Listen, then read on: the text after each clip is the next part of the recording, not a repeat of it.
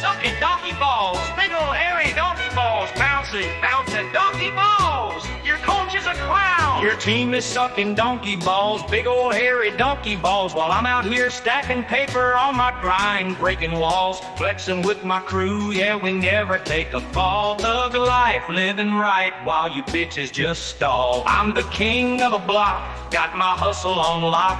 You be chasing all that hype, but your game's a cheap knock. My hustle's on the rise, your dream's looking like a flop. Talking big, you just a little fish, the shark's about to chop. Your team is sucked, yeah, they ain't got no balls. While I'm out here falling, breaking down your walls. Big old hairy donkey balls, you know I stand tall. Talking tough, but you're soft like a kitten in the halls. In the streets I roam deep, got my pride like a beast. You a feast for my rhymes, I'm a savage, not the least. Rolling with my nig, and we feast like a feast. I'm the lion in the jungle while you're just a little niece. You want the smoke, step to me, I'll put you on blast. Your whole squad's looking weak, like a joke, not a cast. I'm the real deal, baby, you just stuck in the past. While I'm flexing on the daily, always moving so fast. Your team is sucked, yeah, they ain't got no balls. While I'm out here falling, breaking down your walls. Big old hairy donkey balls, you know I stand tall. Talking tough, but you're soft like a kitten in the halls. Ain't no game that you can play when I'm spitting this heat. I'm the one who runs the street, you just follow my feet. Confidence on blast, you can't handle my fleet. While you sucking donkey balls, I'm the king of this beat.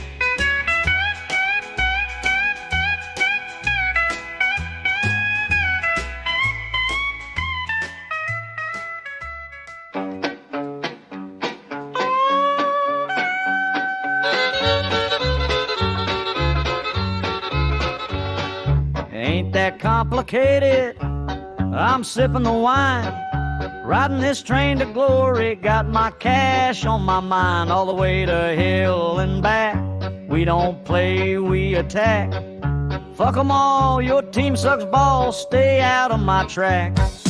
Ain't nobody dissing me and walking away unscathed. Smacking off the podcast, we ain't afraid. Rolling in these streets like a king, reaching for the paper until the final bell rings. Up in ya, where the hustle never sleeps. Bitches talking still, but they ain't too deep. We riding that glory, train full of fire. Light away, motherfucker, we're going higher. We're going higher. We're going higher. Our street life too fast, no time for regrets. Dodging all the hate, no time for your threats. I'm clocking my mileage, trunk full of ambition. Every bar I spit, man, it's a street composition. Run the blocks like a boss, never take a loss. All these fuckers in my rear view, paying the cost with me, crew. Yeah, we ride or we die. Got the city on my back, watch the haters comply. Up in ya, where the hustle never sleeps. Bitches talking still, but they ain't too deep. We riding that glory, train full of fire. Right away, motherfucker, we're going higher. We're going higher. We're going higher. We ain't slipping. Hell no, we ain't. Every step I'm pimping. Hell yeah, we say we creep. Podcast spitting fire while these poles are just glare. We the lions of this jungle, so you better beware. So you better beware. Like a goddamn movie, I'm the star of the show. I'm full of ambition, let my true colors glow. I'm gripping on the path and I'm killing the scene. Ain't no stopping this train, just follow the dream. Fuck 'em all, I'm the realest, see the truth in my eyes. While you motherfuckers fumble, I'm the one that will rise. So bring your best game, but I'm calling you bluff. Cause when it's all said and done, man, you ain't that motherfucker. Up in ya, where the hustle never sleeps. Bitches talking still, but they ain't too deep. We riding that glory, train full of fire. Either way, motherfucker, we're going higher. We're going higher. We're going higher.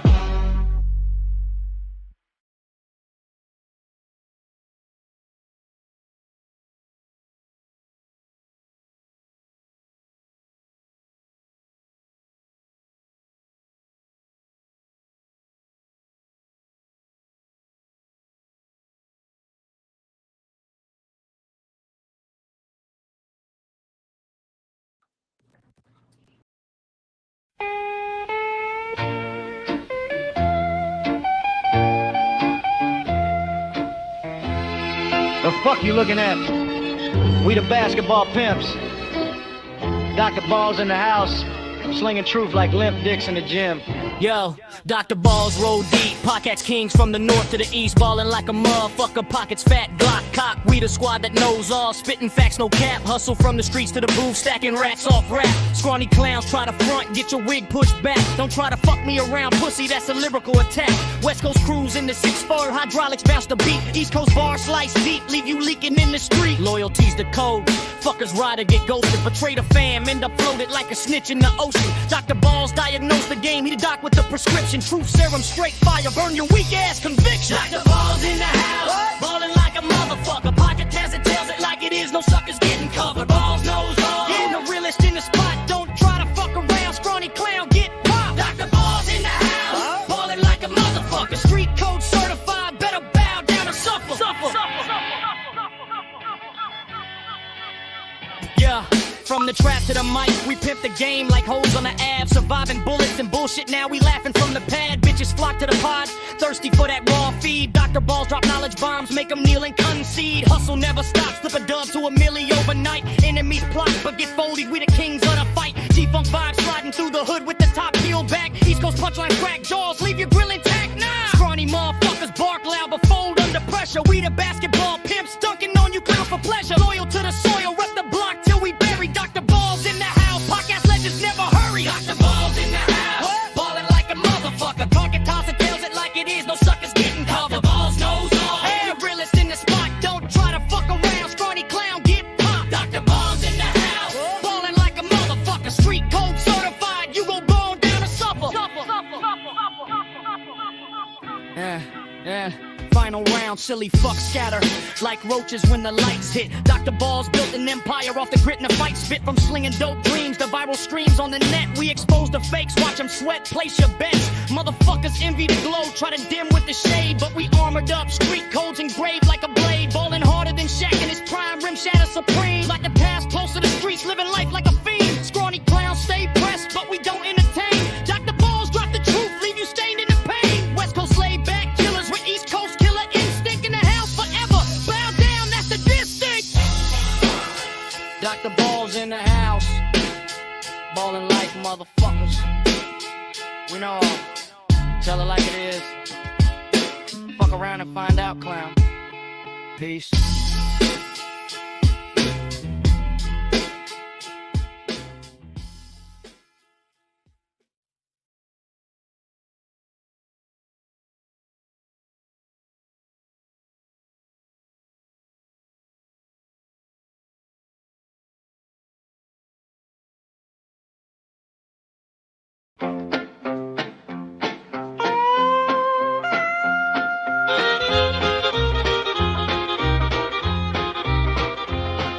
Ain't that complicated? I'm sipping the wine, riding this train to glory. Got my cash on my mind all the way to hell and back. We don't play, we attack. Fuck 'em all, your team sucks balls. Stay out of my track. Ain't nobody dissing me and walking away unscathed. Smacking off the podcast, we ain't afraid. Rolling in these streets like a king, reaching for the paper until the final bell rings. Up in ya, where the hustle never sleeps. Bitches talking still, but they ain't too deep. We riding that glory, train full of fire. Light away, motherfucker, we're going higher. We're going higher. We're going higher. Our street life too fast, no time for regrets. Dodging all the hate, no time for your threats. I'm clocking my mileage, trunk full of ambition. Every bar I spit, man, it's a street composition. Run the blocks like a boss, never take a loss. All these fuckers in my rear view paying the cost with me, crew. Yeah, we ride or we die. Got the city on my back, watch the haters comply. Up in ya, where the hustle never sleeps. Bitches talking still, but they ain't too deep. We riding that glory, train full of fire. Right away, motherfucker, we're going higher. We're going higher. We're going higher. We ain't slipping. Hell no, we ain't. Every step I'm pimping. Hell yeah, we say we creep. Podcast spitting fire while these poles are just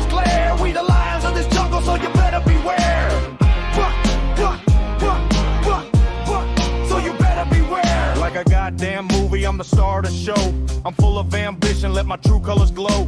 I'm gripping on the path and I'm killing the scene. Ain't no stopping this train, just follow the dream. Fuck them all, I'm the realest, see the truth in my eyes. While you motherfuckers fumble, I'm the one that will rise. So bring your best game, but I'm calling you bluff. Cause when it's all said and done, man, you ain't that motherfucker. Up in ya, where the hustle never sleeps. Bitches talking still, but they ain't too deep. We riding that glory, train full of fire. Either way, motherfucker, we're going higher. We're going higher. We're going higher. Your team is sucking donkey balls, big old hairy donkey balls. Bouncing, bouncing, donkey balls. Your coach is a clown.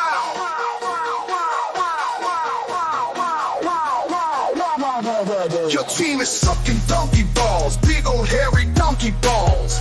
Bouncing, bouncing, donkey balls. Your coach is a clown.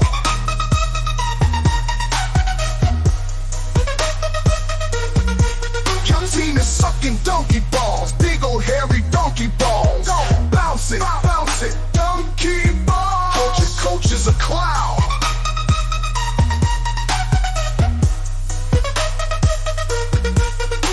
Your team is sucking donkey balls, big old hairy donkey balls. Bouncing, bouncing, donkey balls. Donkey balls. Your coach is a clown. Your coach is a clown.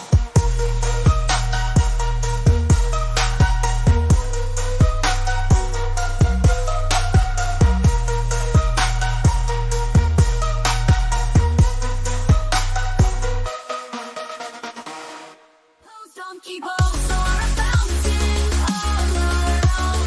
Bounce up, bounce up. Balls, donkey balls.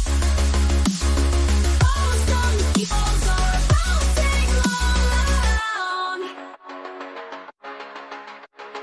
Balls, donkey balls are bouncing all around.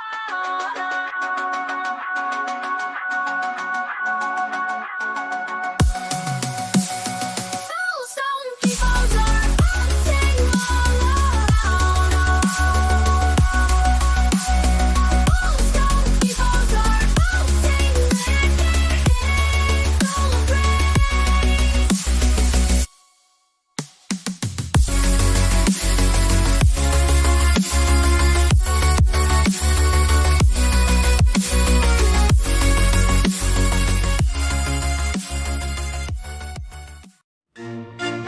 These motherfuckers right here. Yes, these motherfuckers right here. Fuck them, fuck them. We don't want to talk about them. It's getting boring as fuck.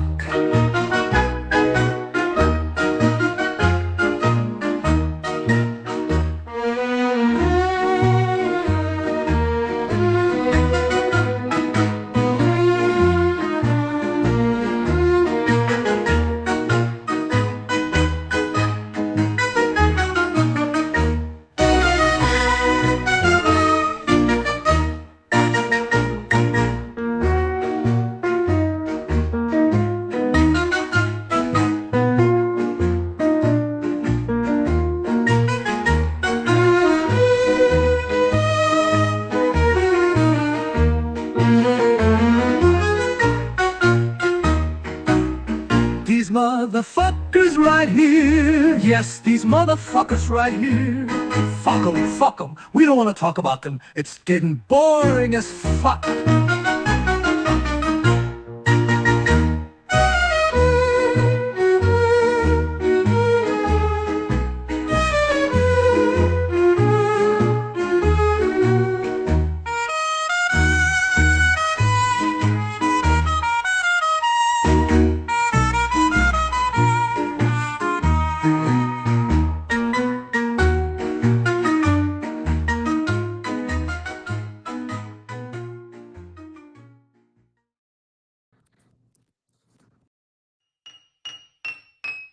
Dr. Balls is a presentation of Smacking Off the Podcast. In the house, what's going on? The doctor knows who's going down. Dr. Balls will know.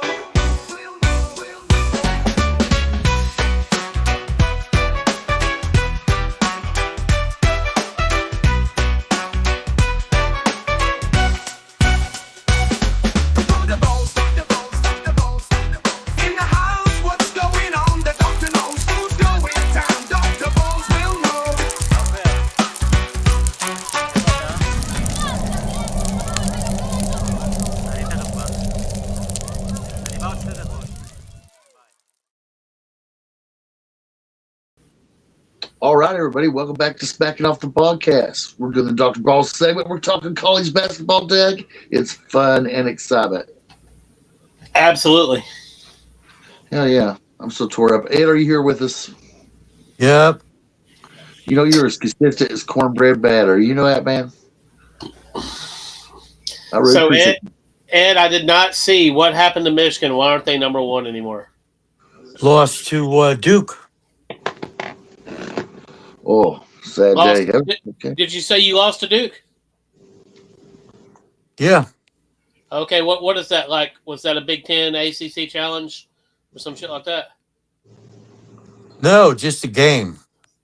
Oh, okay. I didn't know they did that once conference play started.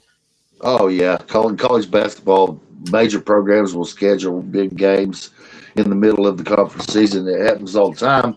And my hat's off, Ed, for Michigan and Duke scheduling that kind of game because neither one of them are chumps, you know? Where was that game at? It was that Michigan one. That let's see. I'm gonna double check that.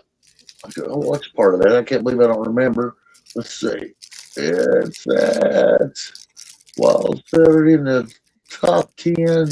Golly, I hate. It was that Michigan. That's why. If y'all would have lost on the road to Duke, they may have still taken over number one, but it's possible they wouldn't have. Yeah, but you know they will. You know it's just heating up the season. There's all kinds of big top 10 losses. I mean, you got of course it was a great game. Oh no, it was in Washington D.C. Right? Wait just a second. So it was in Washington D.C. How much of that game did you watch, Ed? The whole thing. So what was your takeaway? We didn't play that well. Yeah, all right, go on, dogs. Hurry. Oh, sorry about it. Sorry about that, guys. My dogs are outside. I had to let them back in the house. So I thought y'all played pretty well. I just thought the defensive pressure was fantastic for Duke. They played a great defensive game. And Well, let me say this. Look, obviously, I was rooting for us to win. Okay, clearly, it's a no-brainer. But do I really want my squad going into March Madness? And it wasn't the first loss; it was the second. But do I really want my guys going into March Madness undefeated? Hell no, we're gonna lose. So we lost a game by 5 points against the number 3 team in the country. yeah, Ain't the end of the world. I agree with that completely, Ed. And as a matter of fact, I think games like that give you a preview of what the tournament's going to be like, and it gives your team, your coach, areas to emphasize that he can talk about during practice and shore up some things in a team. And because, I mean, when the top teams play, I mean, when the big bulls wallow, somebody's going to get hurt, and that's what happened. But, I mean, it was on a neutral a game at a neutral site. It was the tournament atmosphere. That was a huge game. Yeah, and you know, us scoring 63 points, that's not our game. So No, you Duke scored. played their game. Yeah, that's a great point. But Boozer played a great game, but that was a low scoring affair by both teams' standards. So there was some good defense played by Michigan as well. Nobody could make a critical basket really during the long stretches of the game.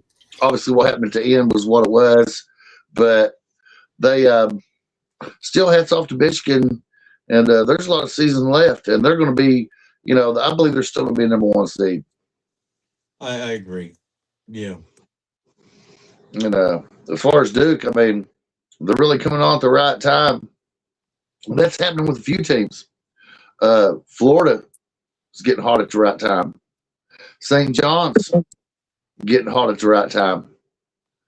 And then Arizona had some setbacks. That was a big win, Doug, against Houston at Houston. That's the first loss of the season for Houston at home. And that was scrappy. That was a low-scoring affair too, Ed. I mean, so if you look at the games, so these guys are playing 80 and 90-point games in conference. Some are close. But when you get in the NCAA tournament, I don't know if that's going to happen against the top competition. I think that the game slow down and each individual possession means more. That's true, but I mean, a team like Michigan can still force most teams to get into an up-tempo game. Yes, I'd agree with that. That's what you want to do And anyway. look, I'd much rather lose to Duke now than beat them and face them in the big dance. Yeah. But if y'all are number one seeds on opposite brackets, size of the brackets, then it might be inevitable for them to have a rematch. That'd be great in the NCAA tournament. And I've seen a lot of that before. I've seen Kentucky and Duke rematch during the season and later on meet in the NCAA tournament, North Carolina, Kansas. You know, if I'm not mistaken, last year all 4 1 seeds made it, which is highly unusual. And I don't expect that to happen again. That's because there's outliers coming in. Now, my dark horse, especially since the conference season started, to play in the Natty has been Florida. So there's an outlier. Let's look at the top 25 here since the weekend's games. It was great. I mean, there's other great wins we can talk about. We can talk about Illinois and UCLA here in a bit, but just for the kicks and giggles, I'm gonna look at the AP top 25 because it always seems to be different than ESPN. And I'm gonna go with the AP because I'm old school and I've always went with the AP. So number 1 is Duke. Number 2 is which is 25-2. Number 2 is Arizona, which is 25-2. Number 3 is Michigan, which is 25-2. So far, all those are looking like number 1 seeds. Then you have Iowa State at 23-4, and Houston at number 4, and then Houston at number 5 at 23-4, and then you got UConn at number 6 at 25-3, and then you have Florida at 21-6. And here's where I think the cutoff is, as far as teams that could get a number 1 seed, and that's at Purdue at 22-5. And Purdue played a fantastic game the other day, by the way. And then the Gonzaga's 27-2, but nobody seems to believe in them. So you look all the Big 12 is tough. Iowa State and Houston, at the very least, they'll meet again in the Big 12 tournament. UConn, same thing can be said about them and St. John's. In the Big 10, Purdue and Michigan probably will meet again. Then you have Illinois. Then I'm looking at the ACC, and Virginia at 24-3, maybe mildly underrated. They may have a chance at number 1 seed. So I will say this: I will definitely be watching Alabama at Tennessee this weekend. Well, Alabama's heating up too a little bit, Doug. They are. I hope they can win at Tennessee. They've had issues with Tennessee. Oh yeah, well, you know, familiarity breeds contempt, Doug. I believe they beat us earlier in the year in Tuscaloosa. Let me look that up. I feel confident that they did because I remember being angry and thinking about Jen. Oh, we'll just say that that's what went on then. Yeah. And shout out to Jen. Her Volunteers are number 22 at 20-7. Yeah, fuck them. Fuck them. But Alabama's higher at number 17. They're also 20-7. They must like Alabama's wins and schedules more. So, I mean, as it sits right now, Alabama's at least a 4 or 5 seed. But I don't know if you want to be a 5 seed because a 5-12 seed game is usually pretty tough. Yeah, Tennessee beat Alabama on the 24th of January, 79-73 in T-Town. But Alabama was playing. They weren't playing at the level they're playing now then. But yeah, we'll see. Well, I think they're going to rock and roll because they're heating up and they're starting to play Alabama basketball. Exciting, score a lot of points. Like Ed was saying, they're trying to control tempo, and that's what Alabama does. And that's what they're improving in that regard. And still, they could get as high as a 4 seed. If they made a run and won the NCAA tournament, I mean, not the NCAA, but the SEC tournament, then they could probably go up as high as a 3. Whereas Florida, that's why Florida's interesting to me, that they're getting hot right now, because I see the potential for the other teams ahead of them in the Big 12 and the Big 10 to possibly lose games going on, more games than them even. And Florida, probably biggest challenges left are probably going to be in the SEC tournament. We would have Nikki to tell us about that tonight, but Nikki is not coming in tonight. We don't believe. But maybe She Sean said Devine. Maybe Devine will get in. We're having a mid basketball season lull with our guests right now. Oh well, you know, everybody's probably got cabin fever, and plus Sean has a lot of responsibilities, so we hope he joins us. And then now, didn't Nikki say that her old man and his buddies were partying at her house, and that she might jump on later if things calm down a little bit? I didn't see the whole thing, but I did spot something about that she might actually come in. So that was at the point when I was gearing up, so I was in the zone. In the zone. I don't read texts or anything during that period. I'm like typically I'm doing what I do. There you go. You're doing the magic that you do that makes all this go, right? No, mainly just sharing the podcast. When you share the podcast, you use your phone, don't you? Yes. Are you able to mass share? 10 now before my iPad got whatever you call it destroyed artificially by Apple not updating it, I could do as many as I wanted at a time. But on my phone I can only do 10 at a time. So I send out a group of 10, a group of 10, a group, and so forth. I know I could actually do that. I actually do one at a time. Wow. It's a groove thing. I've been doing it so long that I have that groove down, and I've never even. I know that I could jump on my phone and probably do it faster. Oh yeah, but that groove, you get into it. You know, you get to a groove, you get into a rhythm, you get used to doing something, and it just works. For Well, you. you know, I go live at 7:43, and then by 7:45 I kick music in. And it's a thing that while that's happening, I can get through every listening that I do, usually by 5 till. That's the way. Hell yeah, that's pretty much what I'm doing. And they, as soon as I see you share the first one, I'm going with it. And then I like to get in around that to have about 10 minutes so I can listen to all the music. I learned from the songs. And I was getting hyped up, right? So you're getting psyched up for the show to come on, like Ric Flair. Woo! What about you, Ed? Do you have a routine or something you do to get hyped so you can do the show? No.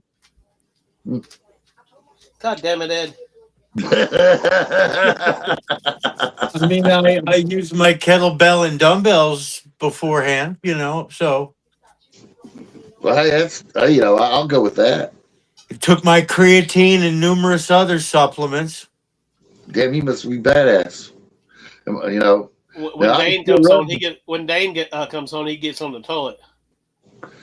Now, my physical talent in life is running, Ed. So I don't know how long my heart or my back will allow that, but if you when we go to Hillbilly Hot Dogs, if you trip or something like that, I might be able to like make a little juke move and sprint away from you, you know.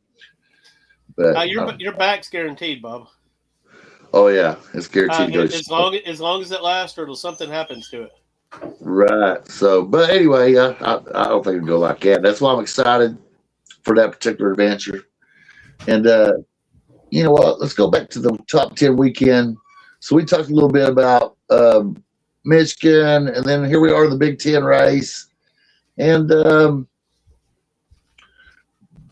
excuse me, a big win was UCLA beat number 10 Illinois in overtime. And I've seen part of that game, guys. That was a hell of a game. It was great entertainment. And it's one of the reasons you want to watch this sport, even though I don't like UCLA or Illinois. You know, But- I've just been disappointed in Illinois ever since John Wooden left, Bob. I mean, they every now and then they win the national championship, but I mean, Oh, UCLA, you mean? he ruined UCLA for every other coach, didn't he? Pretty much. Ain't they nobody won- ever gonna come in and win like what was it 5, 6, 7 in a row? That's not gonna happen. Well, Jim Harrell, one of his former assistants, and I believe he was assistant at Louisville under Denny Crum as well, won it in '95, and then Yeah. Jim Harrell, and then he went on to coach Georgia and did a little bit there, but not much. And then It's because it was Georgia, Bob. oh yeah, and I think Nobody wins at Georgia. Not big. now wasn't Jim Harrell responsible for this whole damn NIL thing, where somehow he well, I don't know, I wouldn't say he was responsible, but oversaw it because Ed O'Bannon was playing for him that made the first lawsuit. So you know about the Ed O'Bannon lawsuit, right? No, tell me about it. So Ed O'Bannon was like one of those highest recruited players of his era. And let's see, I want to look up when did Ed I mean, the gist of it was, hey, basically, you all can't have a jersey with my name and number on it in a college bookstore, and you don't give me shit. Exactly. And so he Ed O'Bannon, and that's exactly what went on. And I think the video games that were out at the time, the NCAA ones, that's basically what was going on. And O'Bannon versus NCAA, and see what he played. He played for UNLV. They were put on probation. He played at UCLA too. Yeah, he transferred to UCLA. That's what I was getting at. Tore his ACL. Returned playing, 93, second team. He was all Pac-10, So he did play for Harold. He was in the NCAA tournament, most outstanding player. So anyway, the whole NIL thing, Doug, goes back to the O'Bannon versus NCAA case. Yep. Wow. I got to pee. And You mean, like, for football, and I mean that's where Yeah. it originated. yes, No, O'Bannon played basketball. right. But the whole NIL Yeah, but thing, that's where the NIL thing came in, and of course it's Right. football and basketball now. But right? And that's why 2014 was the last year for NCAA football on on the consoles. And NCAA, what's that? no, I'm listening. And they so it a lot of that took that long because they couldn't put their names on them, and then additional lawsuits came out over the years saying that they would use like what the hell went on there? I don't know what went on. It's like my iPad died. Let's see. Let's give it some power. I would bet you if it had some power, it would help it. I'm down at it says I got no. Government's fucking with you again, Bob. Oh, my iPad was blinking out. So what happened was he eventually won his original lawsuit. So instead of settling, see, this is why the NCAA won't do anything now, guys. So I'm gonna bring us around in a circle to what's happening now. So the NCAA, unlike now, whenever there was injunctions and stuff like that, the NCAA fought it, but he stayed the course and he never settled, and he won. Right, that he had the right to be compensated for his name, image, and likeness. Okay, so how that circles back around to now is that there's been other lawsuits in that regard to then, but now it's become about eligibility, so you can get a piece of that money and who can play and who can't play. And so now people are pushing boundaries because the NCAA is reticent to see these cases through. So, for example, that one guy that played for Alabama, people were acting initially like that player won, right? The guy that had come from the G League back to the NCAA. Yeah, that's fucked up, and I didn't even realize that had happened until just the other day. Right. So they were celebrating that as a victory, for him. But like I said in our chat, right, the injunction isn't a win. An injunction just stays in the court case. That's it. They can't do anything while the injunction's going on. But then his injunction was overturned and he failed to get another one. Or his injunction was used up, is a better way to put it. And he failed to get another one. So it's not that the NCAA can't fight this stuff, is that they're not effective in getting in front of a judge. They're settling stuff that they should fight. They have the money to do it. You have to wonder why. And my cat's just opened this greenhouse to the outside cold, by the way. I almost closed the door real quick. But you have to wonder why, with all the money that the NCAA has, and even if just the NCAA tournament was only source of revenue, they've got plenty of money to pay lawyers, and they got nothing better to do since they're a governing body. That's how they have to legislate these days. Is everybody's pushing the envelope? They want to push the envelope because of the fact the NCAA is not fighting anything, they're just allowing this stuff to happen. And by the time the injunction's over or is lifted, the season's over. It's not even relevant anymore. So how does the NCAA control whatever purview that they have? Well, I think they're just trying to hang on, Bob. I think they're taking the path of least resistance because they think anything they do could result in the end of them. Well, here would be the end of them, though. That's why this case is important, Doug. The present case with the guys trying to come back from the pros to college. Anyway, is because it's about eligibility, and the last power that the NCAA has is eligibility. And it's also the most important thing there is. No, you're right. So the NCAA has to fight tooth and nail to maintain control over eligibility, because the fact that they, through their inaction and their inability to see cases through to the end, right? Now they have to pay by fighting like for their last bit of power, right? To the bitter end, no matter what it costs them, or they won't exist. As soon as the power to determine eligibility is taken from the NCAA, they no longer exist as a governing body, in my opinion, because they've already ceded all the other powers. How do you feel about that, Ed? Ed? I just said his pretty face. Oh, he's back. Still muted. Well, I'm not convinced that the NCAA would win on the merits, even if they were better at litigation. I mean, O'Bannon had a case. He had a case. There's really not a lot of disputing that. Oh, that's true.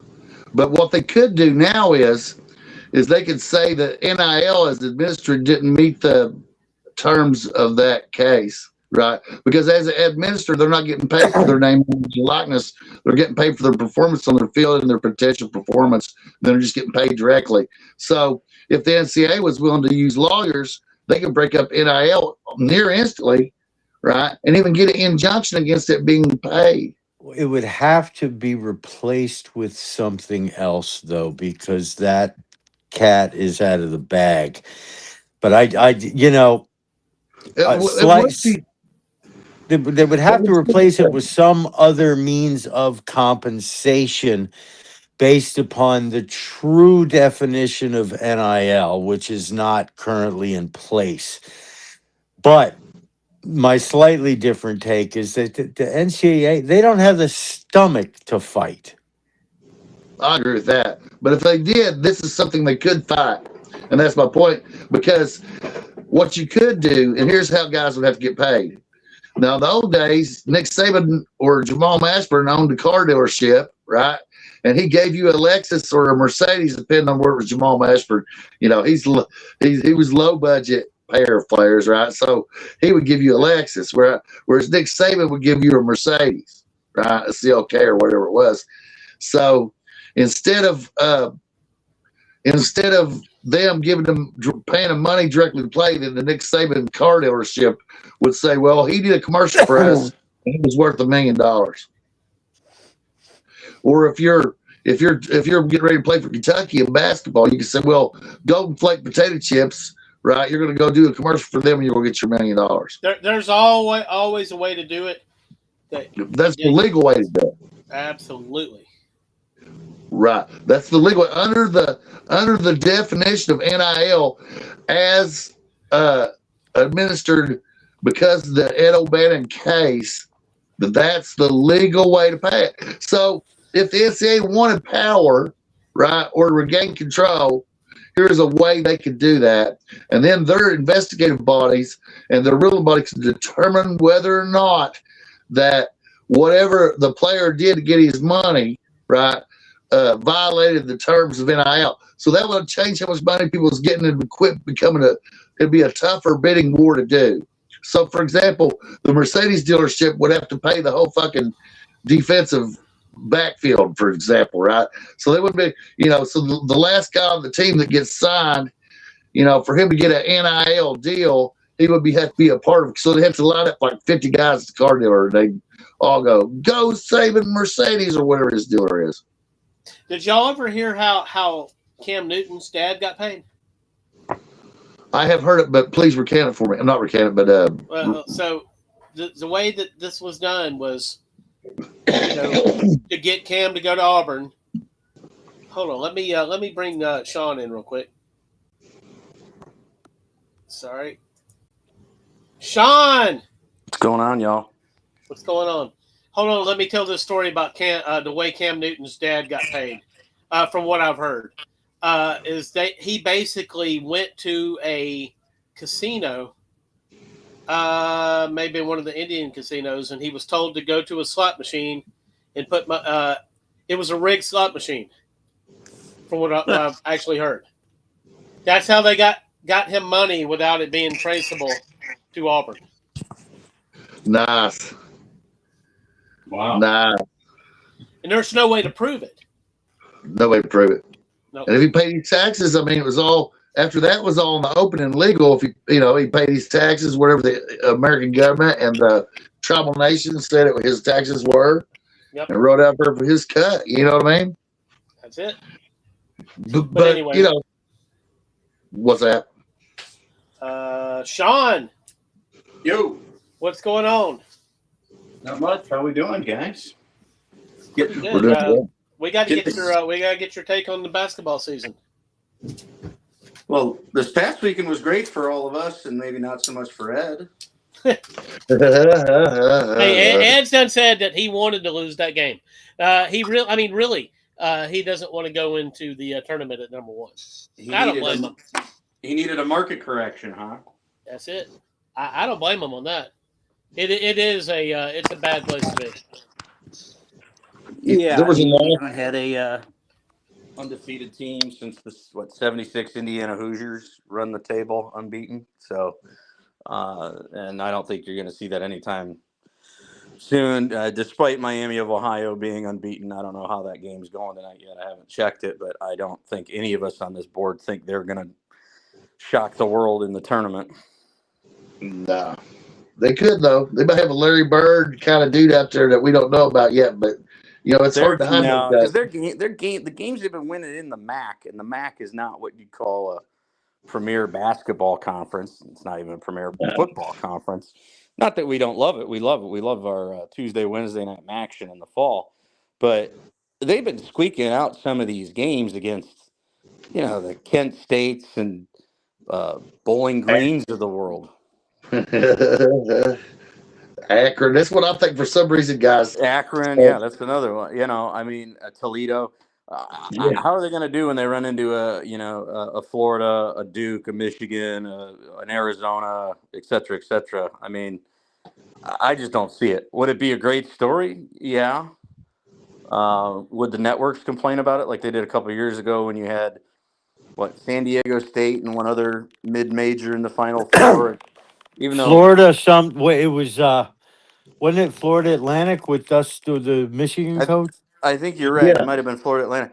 But Yeah. the networks were complaining about it. But those of us that are real hoop heads that love college basketball, we don't care. They earned their way to get there by making it out of those regions.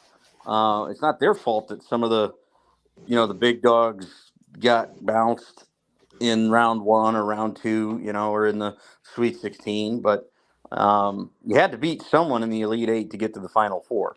regardless. So, but that said, I think it's going to be similar this year to what it was last year, which is I think you're going to have another just powerhouse Final Four of teams, and the games are going to be intense and close. And I mean, we just saw one. We saw a couple over the weekend. We saw one last night in the Kansas Houston game. And we got the first. They announced over the weekend. I don't know if you guys saw the top 16 teams. Oh yeah. And so that's if you're the bottom of that 60, you're a 4 seed. Right. That's pretty good. And you look at some of those that are gonna right now, if things hold true to what that is. Some of those 4 seeds, you look at them, you go, I could realistically see one of those teams getting to the Final Four. It's not that crazy. I agree with you. I mean, let's real quick. NCAA top 16 tournament. Well, I'd say out of that, I'd say St. John's. Virginia's 24-3, guys, at number 11. Yeah, I mean, Virginia is probably your number 16, and they're really the only one that I don't have a lot of faith in, just because of the style that they play. And of course, it also depends on the draw that they get as well. Everything depends on the draw, They're beating North Carolina State right now, 41-28 in the second half. And that's a rivalry game, but NC State isn't, all that in a can of beans this year. Miami of Ohio. The NC State is decent. I mean, their record is 19-9, but they're not ranked, so they're a decent team. Excuse me, I misspoke. Virginia ended up winning that game, 90-61. But yeah, I mean, they're not the NC State we saw a couple of years ago make that magical run in the tournament. I think NC State will probably get in, but I don't expect them to make it past the Sweet 16, if anything. But you look at this top 16 that they gave out. Virginia's probably the only one I don't have a lot of faith in. The other one that to me is overranked, but they're in the Big Ten, so they get the credentials that I don't have a lot of faith in. I'm not really too high on Purdue. Ed can disagree with me. You're the Big Ten guy, but I just don't see them making that much of headway in the tournament.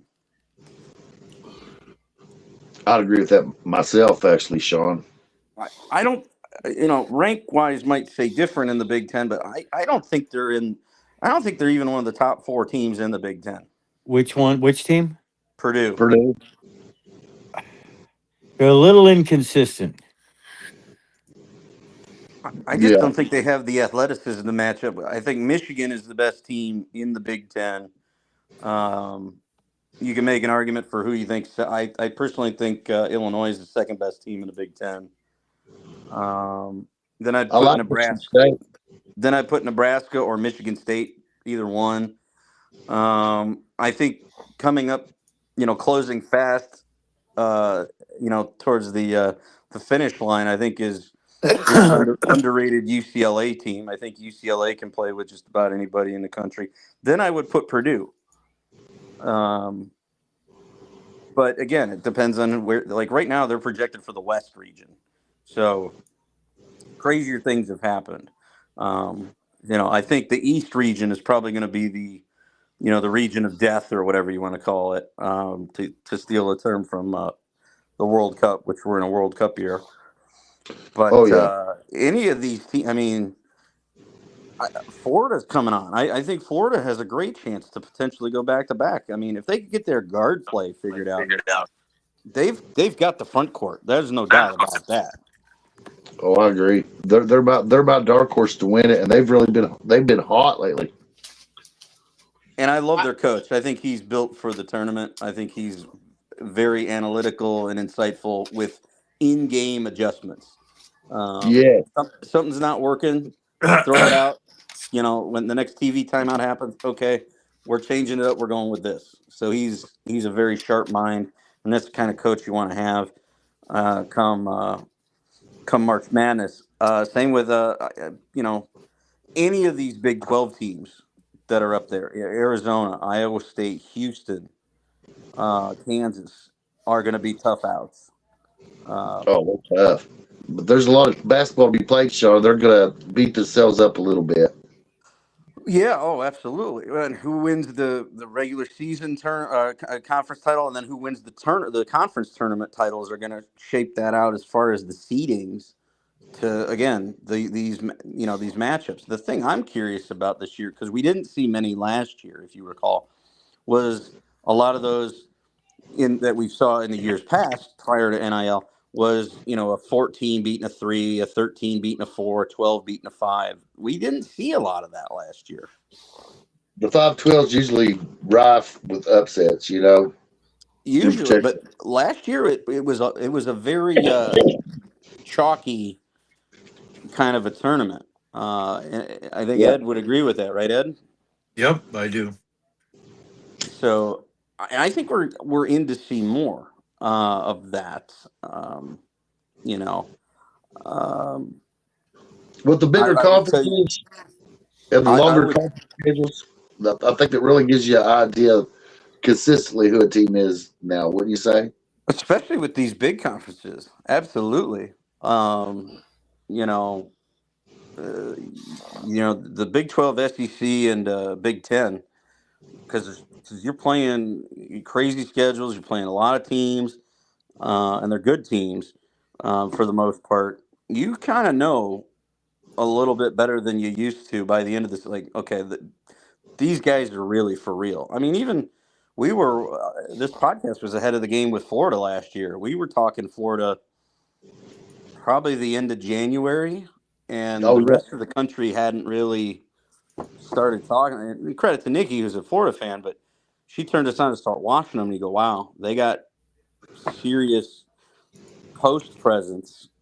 Yeah. And then the rest of the nation caught on when they went to Auburn and beat Auburn in their building. If you remember that game from last year. Oh yeah, that was a big game on Florida's kind of coming out. We knew it. We knew they were good, but I don't think the rest of the country realized how good they were until that game. Their high-low with two big men was really effective, and they've got that going on right now too, actually pretty effectively. But like you said, the guard play's got to solidify around that. And that's what they're working on. Well, guys, I hate to be a dickhole, but I have to ask a non-basketball question real quick. When's the last time that the U.S. hockey team beat Canada for the gold? 1980. No, really? No, that was a Miracle on Ice. Yeah, they beat Finland for the gold, and they beat the Soviets the game prior to get to the gold. He's about to beat Canada for the gold, though. That's the last time we for the gold in the Olympics. Yeah, they have never beaten Canada for the gold in the Olympics. The U.S. won gold 3 times total. All right, we have now. Goddammit. They won it in 1960 when they beat Czechoslovakia in the gold medal game.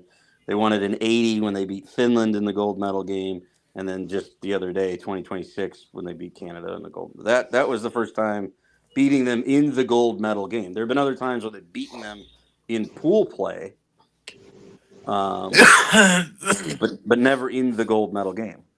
Had we ever won the gold in men's and women's in the same year? I don't believe so, no. The women, I think, have won gold a few times prior to this, but not. This is the first time it's happened simultaneously. Yeah. This is the first double dip. Yeah, against Canada both times, right? That's correct, yeah. Canada it was incredible run by both the men's and women's U.S. hockey teams. This Olympiad, it was incredible. Hell yeah! All right, now I know. I mean, I could have Googled it, but I decided who better to ask than Smacking Off the podcast. That's right. We track all the sports. We love all the sports, and it's kind of other than college basketball. I mean, I know college baseball just started up, so we're going to start getting excited about that. Despite the poor televised coverage of opening weekend for college baseball. But yeah, college baseball just started. You know, and then we're getting into the heat of the conference tournaments will be here soon, and then March Madness, and then we're on to baseball, and to a lesser extent, you know, for those that enjoy the college softball, I know that's a big draw. So college softball, and you know, women's college basketball is rolling strong too. So Absolutely. their tournament's coming up. I know. We kind of follow our team. I don't. You follow the Kentucky women's team. I don't know if Doug follows the Bama team. The Creighton women are doing okay for me. Ed, how's the Michigan women's team doing? I mean, they're pretty decent. They're not great. Oh, here, Alabama. He's looking up Alabama's. Now I know Kentucky's women's team isn't. I really don't know what's going on with them this year. I feel confident to say that Alabama women's did play in a national championship game once. Alabama women are ranked 24th in the country right now. They're 21-7. Pretty good. I'm thinking that they played Louisiana Tech one time for the national championship. I'm fixing to look that up. Your usual kind of suspects are yeah, we're 20-8 at Kentucky. I mean, UConn is number 1 and unbeaten. UCLA is number 2, 27-1, and then South Carolina is number 3 at 27-2. Texas, of course, is up there. Hey, look at that! Another. This has been as far as the academic year, probably the greatest academic sports year. You know, fall into spring for Vanderbilt. You had a great fall with Vanderbilt football. Both the men's and women's teams are ranked in the top 25 for basketball. Vanderbilt women are 5th in the country right now. And I'm sure their baseball team will be something to contend with here in the spring. So, you know, this might be the greatest year in Vanderbilt sports history as a collective. But trying to see, other than UConn, see if the Big East has got any other teams in the top 25. No, they don't. But Princeton is in the top 25. The Princeton Tigers women's basketball team is in the top 25. That's one you don't normally see. Michigan. Oh, Ed, your women's basketball team is 8th in the country. Damn it, Jim. Then they must have moved up recently. I didn't think they were doing quite as well as that earlier. They're 22-5, so they're having a pretty doggone good campaign. You know, I think it's going to be them, Iowa, or UCLA that wins the Big Ten women's tournament, most likely. There's an outside shot for Michigan State and Ohio State, but I think those three, Iowa, Michigan, and UCLA, have sort of separated themselves from the rest of the Big Ten. Other SEC teams that are doing pretty well. Georgia's doing well. Kentucky and Ole Miss. Ole Miss is having a good year. And there's talk about another one. Ole Miss is probably having their best sports year collectively in a long time. God damn it, I was wrong. What's that? Alabama's women's did not play in the national championship game. They were in the Final Four and lost to Louisiana Tech. Is that the Louisiana Tech team that had the current LSU women's head coach? It was 94, so I doubt that. That was after she had left. I was convinced it was sooner. It wasn't that long ago. That's how time flies, man, when you get my age. It does. Well, I mean, for all of us, I think all of us, time is flying by. I remember Ann Myers. That's how long I've been watching college basketball. I remember Ann Myers. Does anybody remember Ann Myers? Yeah, isn't she on one of the channels as a talking head now? She has been. If she has been. If she's not, she probably should be, because she knows the game. She knows what she's looking at. So, but she's one of the most accomplished women's player of our era and helped popularize the women's game and give you somebody to look to. She was probably women's Larry Bird of her era before the WNBA, and also the WNBA. Didn't they just make a deal where each team gets $8 million to pay players?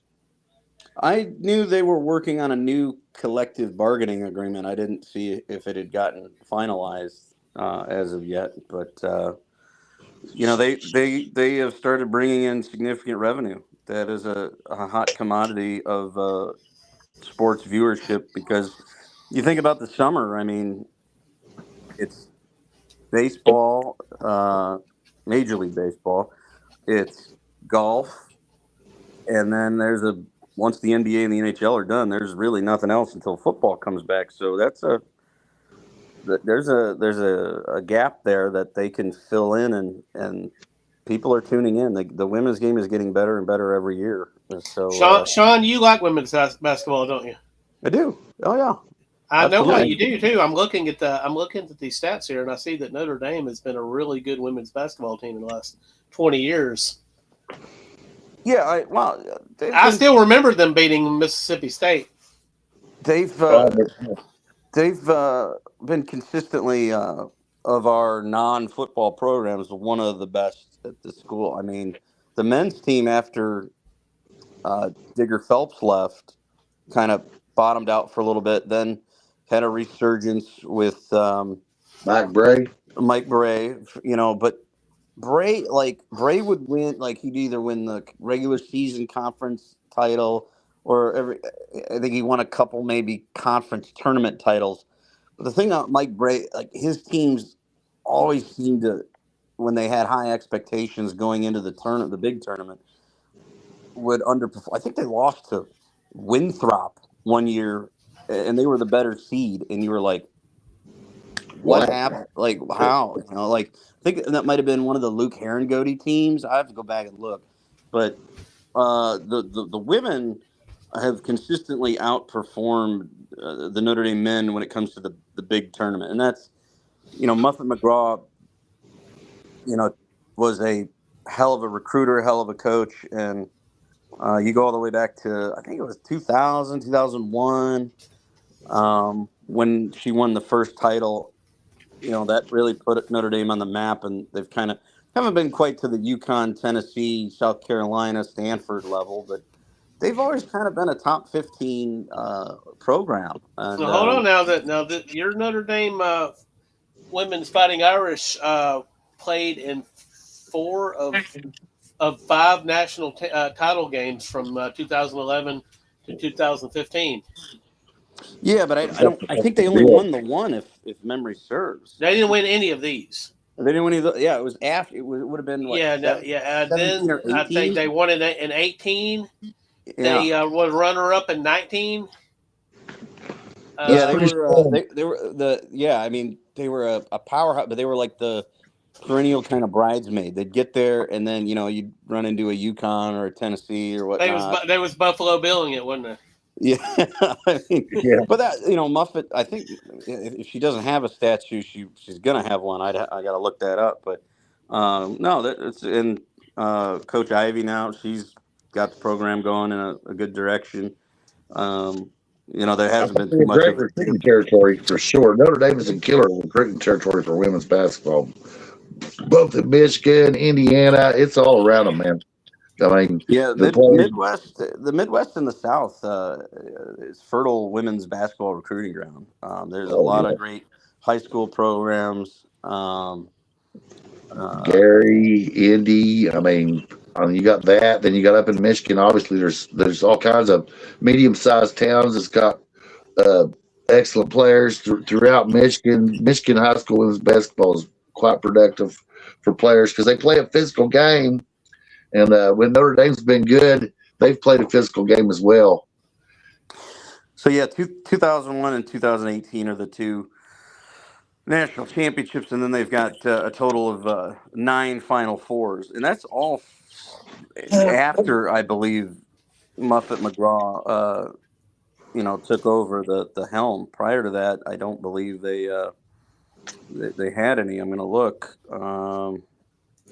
Any Final Fours prior to that. Let's see.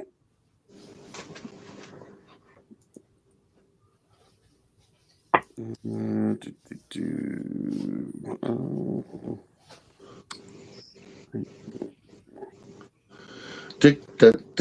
just fooling you, Sean. What I should be doing is I should be filling this space with, well, I like the way that Notre Dame did in such another year, but they had consistent success, but they had consistent success in years that UConn was also very good, and South Carolina, to your point.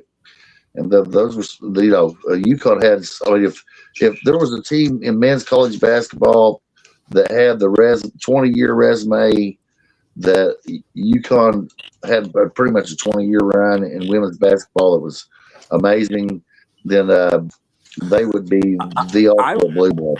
I would put the UConn women's like what Coach REM has done. I'd put that on the level of what Coach Wooden did with UCLA in the 60s and 70s.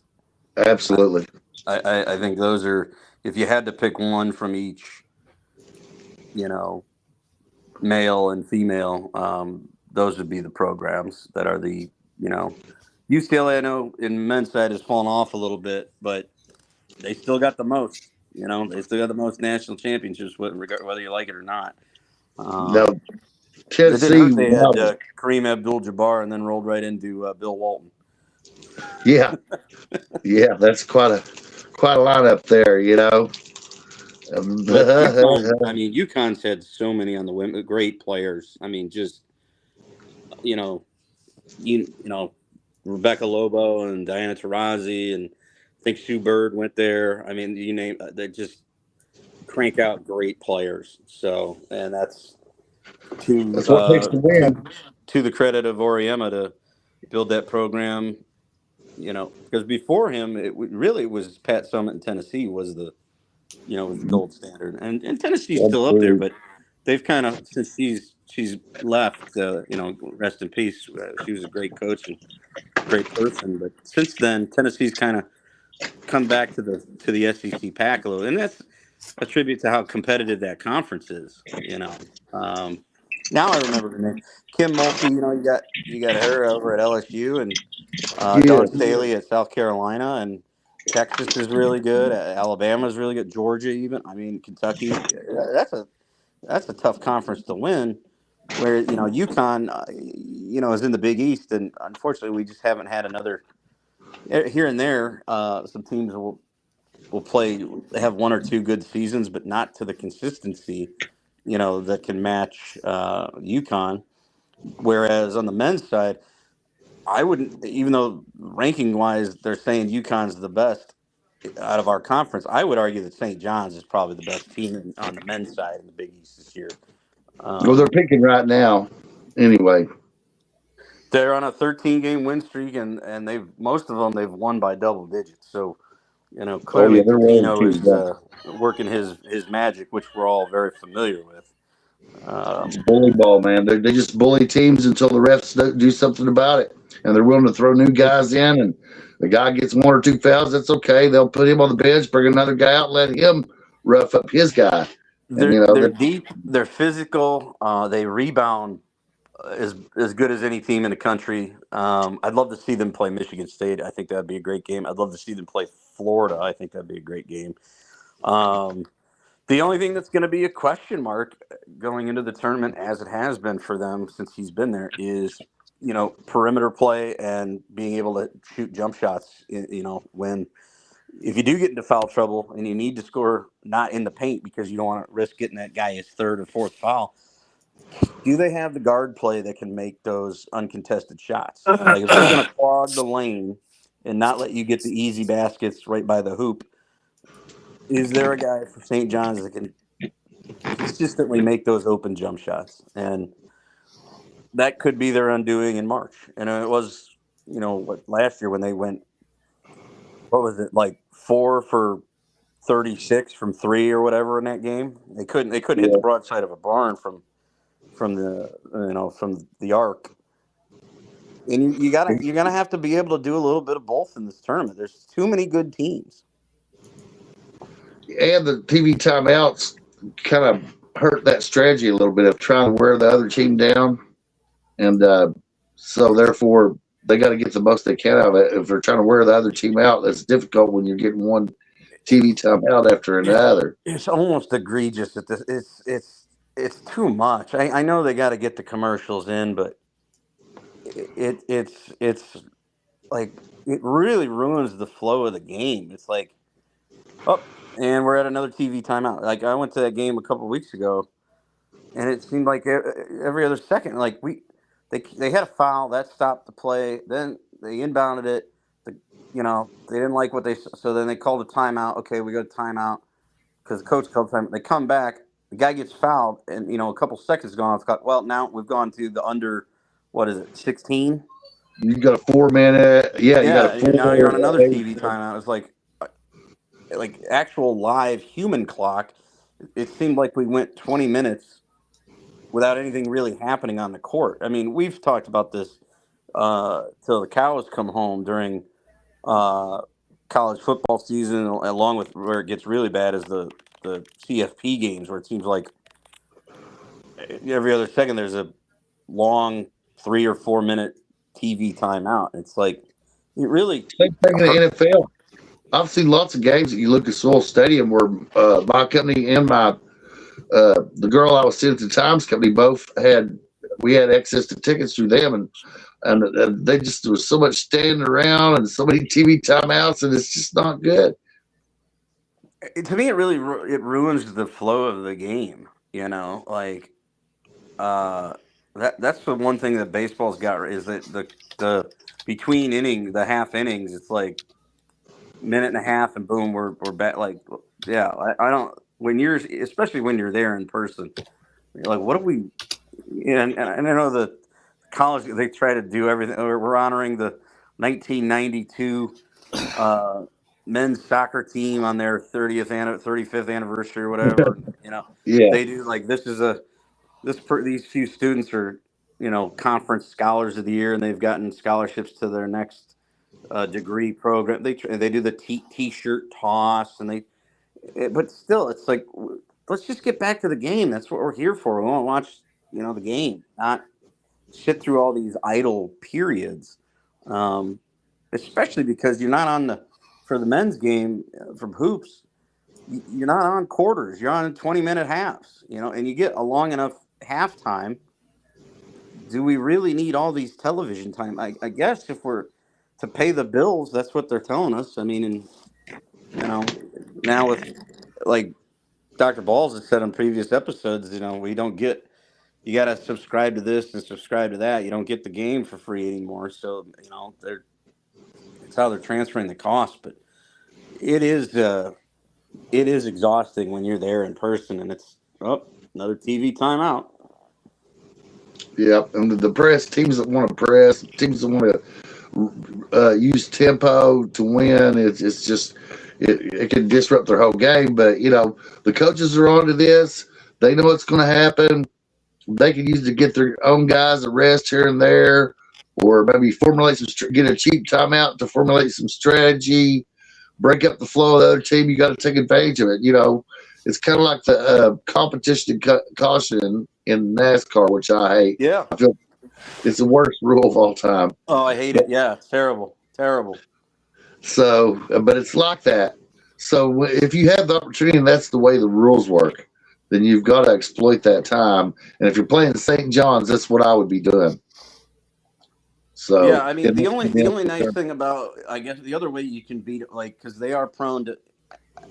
I personally think, at least, and you can speak for the SEC, and Ed can speak for the Big Ten. I will say the Big East has been a little bit better this year about calling the fouls. St. John's at home is going to get the benefit of the doubt, but at least on the road, they've been. The Big East crews that have done the games, when it's a foul, they call it a foul. And so the strategy there is the quicker you can get them into the double bonus in both halves, assuming you got guys that can make free throws. That was my gripe going to that Gonzaga Santa Clara game the other night. Man, free throw shooting apparently is becoming a lost art form at a whole. There's individual guys that are still really very good, but like teams as a collective, you go, man, we got to get back in the gym and just work on free throw shooting here. All the points you're leaving on the table, man. And see, if you're a player, you got to think about that too. They're You've only giving got us free points here. Yeah. That the clock stopped, but you go 1 for 2, or hell, I saw a couple guys go 0 for 2 in the double bonus. I go, what a waste! What a waste! I hate to bring this up here, Sean, but one of the saddest things I ever seen. Actually, I heard it on the radio. So my local team here goes to the state tournament, which is called the Sweet 16 up in Rupp-Arena. And a friend of mine's son is on the team, and I'm rooting for him. And it's the high school I played for, except my junior year when I was on Chubby. But anyway, make a long story short, so Stewart's son, and I'm listening to him on the radio, we're going to beat this big Louisville school, Pleasant Valley, right? And I'm like, yeah, we're up by 8 points. And they keep failing his son over and over.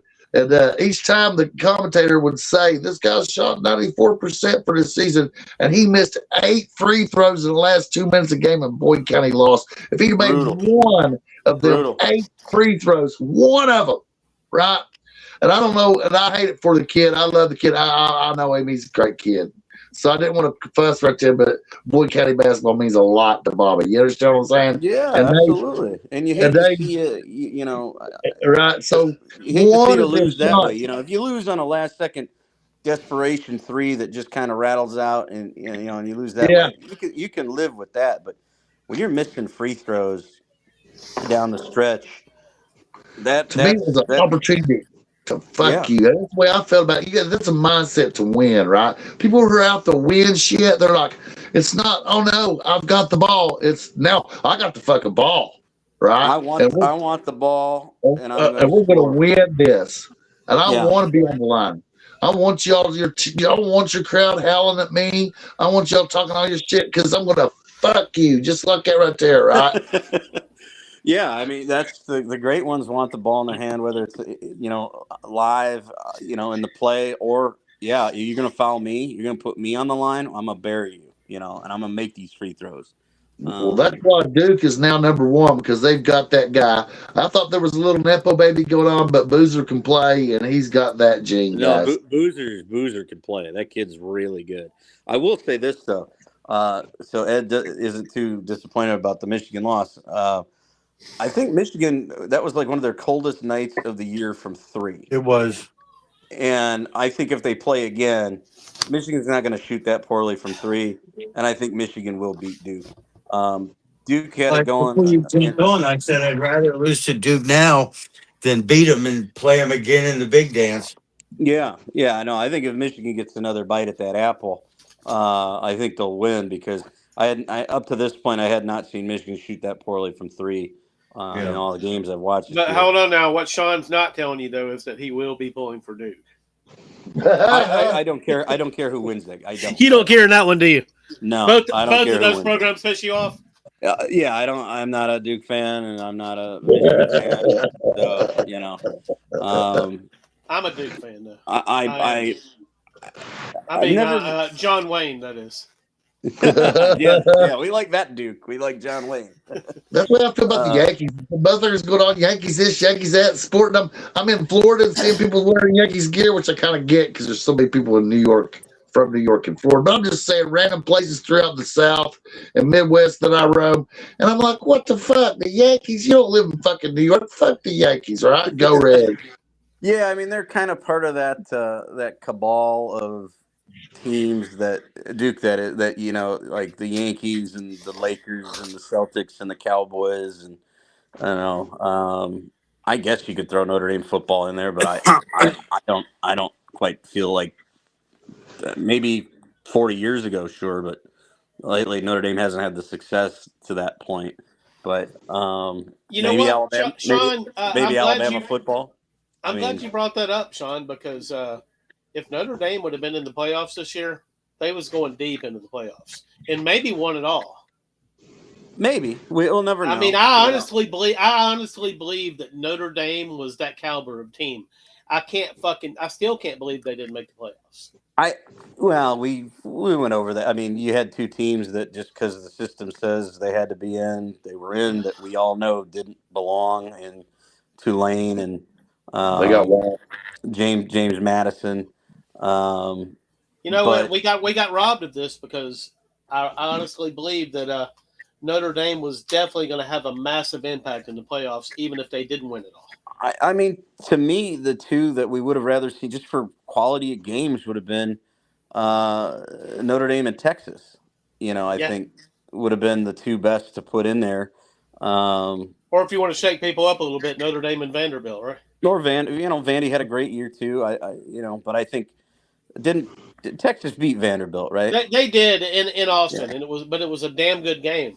Yeah, I mean, we did find out at the not far from you down at the Reese's Senior Bowl, where they have the potential NFL draft. Didn't they remeasured Pavia and the Vanderbilt sports program was lying. Now he's not 6 foot tall. He's 5'8" and a quarter or something like that. Really? Are you? Yeah. So Pavia was faking. Vandy was lying about his height, supposedly. I mean, how do you know? I mean, if you're 5'8", you don't look 6 foot. What would they have them in the hills or something? Well, that was the joke where they had the picture of him, Mendoza, Jeremiah Love, and who was the fourth guy at the Heisman this year? There was a fourth guy. Shit, I don't remember. They had let's see, they had the four of them in the rotunda at I think it's the Nokia Theater or whatever, wherever they hold it in New York City. Running backs ain't usually tall, so Jeremiah Love wasn't exactly a tall guy. Well, he's 6. So Yeah. and it was Julian Sayin, the quarterback for Ohio State. So they had all four of them do that photo where they're all touching the trophy in the rotunda, before the proceedings, and they had all the heights listed for each of them. And they go, either one person is lying or 3 persons are lying. So you had Mendoza, who's 6'3", Sayin is 6'2". They look together, and then Love is 6 foot. But then you had Pavia, who's 5'8", but they went into the media guide for Vanderbilt, and they had him listed at 6 foot tall. No way. And the other reason I wanted Texas was it felt like to me towards the end of the year, Arch Manning is finally it looks like he's starting to figure it out. The expectations we had for him a year ago, it was a little slower to get there, but towards the end of the year, he looked like he had kind of turned a corner and started figuring it out. But we just would have got better games. That's what we all want. I don't think Notre Dame was better than for sure Indiana or Miami that played in the championship game. That was a great game until the end when what's his name, Marson Beck threw that unnecessary interception, but that's kind of been his modus operandi. But prior to that, it was a hell of a game. I don't even know if Notre Dame would have beat Ole Miss. I think Ole Miss was a very, very damn good team because I don't think any of us thought they were going to beat Georgia, and they ended up beating Georgia. So, but I think we would have competed. We would have been competitive, and that's all you want, an opportunity. I guarantee you, Texas and Notre Dame would have beat either Tulane or James Madison. I mean, I feel very strongly that if Miami had a better quarterback under pressure, the turnovers killed Miami. I mean, they probably would have beat Indiana. If this year's Miami team that went to the national championship game had Cam Ward, not Carson Beck, they probably win the national championship. Yep. Because that ball that he threw that was picked off that basically ended the national championship game, he didn't have the arm strength to make that throw. Cam Ward has the arm strength to make that throw. I'll tell you what, it's going to be real interesting to watch football this year just for the Indiana factor. Are we going to see Indiana just take up where they left off? I don't think so, but I don't think they're going to be gangbusters like they were this year. No, but I don't think they're average. I mean, what was the average age of the players on that team? 24 years old. 23, I think. But yeah, they were a very senior laden group. But supposedly the recruiting sources, whichever one you use, Supposedly they had a banner year in the portal, mining the portal. And the one thing you can say about Signetti is he found Mendoza. Nobody's Not really only wanted that, him, not only that, obviously you can get a team playing well quickly and ready for the season quickly, and then execute. And if his portal selections are as good as they look on paper, and he gets them guys together quick and they execute, then I don't know. I don't know if we have a three-peat, but Indiana's certainly be top five. I don't think they'll win the national title next year, but I don't think they're going to go back to being that usual. Oh, that's an easy W on the schedule. I mean, right. I mean, But Ed. if they do, though, Like, but what if they do, Sean? What if they do repeat what they did? I think That's it'd going be- to send shockwaves through fucking college football. Is going to be like, oh, we got Saban out of there, and now we got this shit going on. well, I mean, kudos to Signetti. I mean, he's a hell of a coach. I mean, the guy gets it. I mean, the only thing. I do agree with you, though. I don't think it's going to. I think that I don't think he caught lightning in a bottle, not like LSU. I think he can definitely do this again, but it's not coming every year. No, I don't think it's going to be every year, but I do For think anybody, not even Signetti. right. No, but as long as he's there, I think Indiana is going to be a relevant factor, definitely in the Big Ten and maybe in the national spectrum of things. I think what we're seeing is that you got to have the head coach and you got to have the staff, and then of course now with NIL you got to have the money. So my interest is there because I mean, what if Dr. Balls is right? If Dr. Balls is right, I think we should all send him $100 if Indiana repeats next year. Well, I picked them last year, guys, and the reason why is I like execution because the more remarkable coaching job wasn't the Natty; it was the year before, right? And the first year. But he benefited from the schedule though in the first year. I will say that. But it was a remarkable job by Indiana standards, and they started out with nobody in the stands. And by the end of the year, you can't buy a ticket. Yeah, and I think his first year they were still predicted to be towards the bottom of the Big Ten. Ed could correct me if I'm wrong on that, but I think his first year they go, yeah. Well, hold on. He was great So at James when was his Madison. first year? Not this year, but just 2 Year years before. ago, 2024. Yeah, That's he was hired in 2020, December of 23. But yeah, his first actual game was September of 24. But yeah, I mean, his only two losses were to the national champion Buckeyes in their building, and then the first round playoff game at Notre Dame. Other than that, they basically killed everybody else that was on their schedule. And then they did it again this year. They basically killed everybody that was on their schedule, but for the Penn State game at Penn State came down to the wire. The at Iowa game was hairy for the last few minutes. The Big Ten title game, went down to the wire against Ohio State, and then the Miami game. Otherwise, I mean, they had no problem with Oregon both times, and they didn't have a problem with Alabama in the Rose Bowl. So it'll be interesting. I think it's an interesting story. I think we need that. My question: who's going to be the Indiana or Vanderbilt this coming year? Who is somebody that we aren't seeing right now that we're going to see? That's what I'm interested in. Yeah. To me, it should be Dr. Balls' Kentucky. Wow, you got enough money there in horse country, man. Well, they hired a new coach, and they think he's going to be pretty good. Let's see what he does. I mean, I don't think the recruiting has been any better than what it has been, but I don't think it's been any worse either. I mean, if you're a Kentucky football fan, you should be seeing Ole Miss, Vandy, and Indiana do what they've done, and you got to say to yourself, there's hope. You got to make the same commitment that Indiana did, and that's what was important. Is that Indiana made the commitment and hired the right guy, and so far it's worked out. And I hope that they're putting the kind of commitment towards our new coach as they did to him, because I believe it is possible. And it's one of rags to riches story, guys. I mean, they literally were the worst Division I program in history.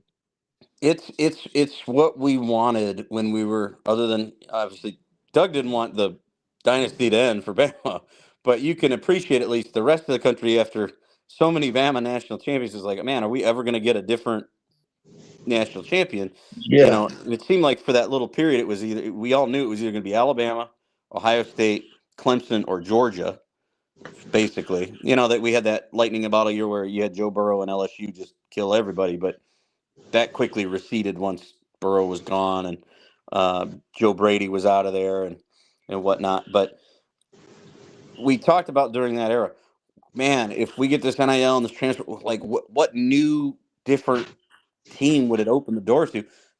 This year was the year. Indiana went from the worst program, power program in the history of college football to being a national champion. Yeah, but you know what's interesting is that hasn't happened in college basketball. If you look at the top 25 of who the teams are, it's really held chalk over the last 20 years. It's funny you mentioned that, Dr. because I'm actually, let me pull it. I wrote this down the other day and you jogged my memory. Thank goodness for you. So, you know, I got from the first year of the NCAA tournament, the first ever national champion was all the way back in 1939 was the Oregon Ducks, right? They were the first ever NCAA tournament champion. But you look through the list and you go, okay, so here's your multiple title teams. You got the Bruins, UCLA Bruins with 11, Kentucky Wildcats with 8, North Carolina Tar Heels with 6, UConn Huskies with 6, Duke Blue Devils with 5, Indiana Hoosiers with 5, Kansas Jayhawks with 4, Florida Gators with 3, Villanova Wildcats with 3, Louisville Cardinals with 2, asterisk would have been 3, but the Rick Pitino year they vacated. Michigan State with 2, Cincinnati Bearcats with 2, San Francisco Dons with 2, NC State Wolfpack with 2, and then the Oklahoma State Cowboys with 2. Those are all your teams that have won multiple titles. The rest, there's 22 teams that have won one title. And as you look at them in there, there's a couple of those Cinderella teams from many years ago, many years ago. But the rest of them are all kind of, mostly power programs. So you look at some of these individual champions. If I tell you, Arizona only has one national championship, but you go, Arizona's there, they're in the discussion just about every year. Arkansas only has the one. Let's see, what's another one? Marquette only has one. Maryland only has one. Baylor has one. Ed's Wolverines only have one. The Buckeyes have one. The Ducks have one. Stanford has one. Virginia has one. Wisconsin has one. The rest of them are all what we would call mid-major programs that have one. So some of the, I missed one. Georgetown has one. So to your point, yeah, it's going to be hard for that mid-major team. Could a bottom of the power conferences potentially do it? I mean, who would just St. John? Could a Mississippi State do it? I think they could. It depends on who would spend the money and how you would get them to do it, or whether or not their own program would reinvest football money into them. But in the case of St. John's, since they're playing at Madison Square Garden, they could get a rich donor that could make all the difference. I'm curious about people like Spike Lee. I mean, that should just be a recruiting tool in and of itself. Like that, you put the idea in these top recruits' mind. You're playing in the mecca of basketball. You are dressing in the locker room that you could maybe in 2 years be dressing in as a member of the New York Knicks. Yeah, you can definitely do that. And but the thing about it is you've got a window with Pitino of say, he's got a lot of energy for as long as he don't have a heart attack.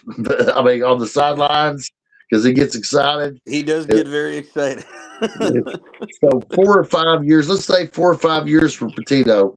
So if you're looking at your potential donor, you're from New York, you got your New York crowd, and you're right, they got they've had some of the greatest guards of all time. They just put them out one after another, and just great If I city was basketball. And there's just so much to mind there. And playing in the Garden is a huge draw, and massive draw. National TV is a national.